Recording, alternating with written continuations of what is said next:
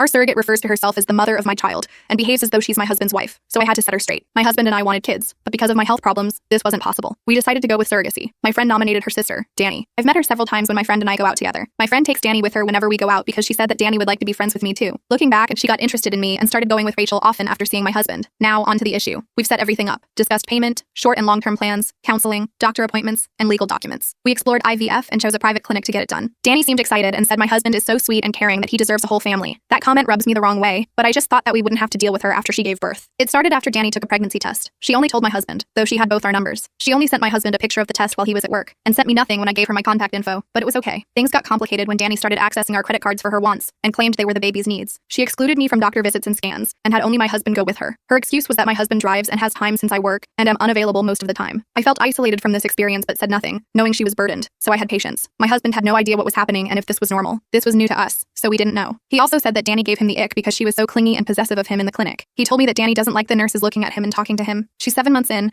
and last week she had us visit to discuss things that I thought we'd previously agreed on, but she said she changed her mind about it, and her mom was there too. I heard Danny out and was shocked when she gave a list of how things should be from now on, since she said there was a lot of confusion in the past, cause of me stressing her out by complaining. She requested she get a say in baby names after I'd deleted the list of names she sent to my husband. She wanted more access to my husband's credit cards and free time to get stuff done at her place. Also, I need more time with the baby than I agreed on. Then, I wrapped up by saying only my husband should be with her in the delivery room and used the hospital as an excuse. I got up and firmly stated I disagreed with her new terms, and that she had to stop acting like she was my husband's wife, and this was their baby. She said it was technically her baby because she was carrying it. My husband didn't speak until she started crying. He asked me to sit down, but I said I had boundaries, reminding her of her role and how she overstepped. Her mom went off and said her daughter was being mistreated when she put herself mentally and physically through the most selfless act for us to make us a family. She gave up some of her life in those months to give us what we wanted, and I acted selfishly and ungratefully. So I told her that she also wanted this because we were giving her money, and she was being compensated. Generously, to be honest. Her mom pooped her mouth after that. Then Danny asked my husband if he would let me talk to the mother of his child like that, and he said, I don't think you realize that you are legally and contractually obligated to follow through with the original terms we agreed on. You're not the mother, you're the surrogate. This baby is ours. Danny's mom started yelling about how they would take legal action, and Danny stormed off crying. My husband and I left shortly after, feeling stressed and uncertain about the situation. When we got home, we decided to consult with our lawyer immediately. We needed to ensure that our legal protections were still in place, and that Danny couldn't back out or make additional demands. Our lawyer reassured us that our contract was solid,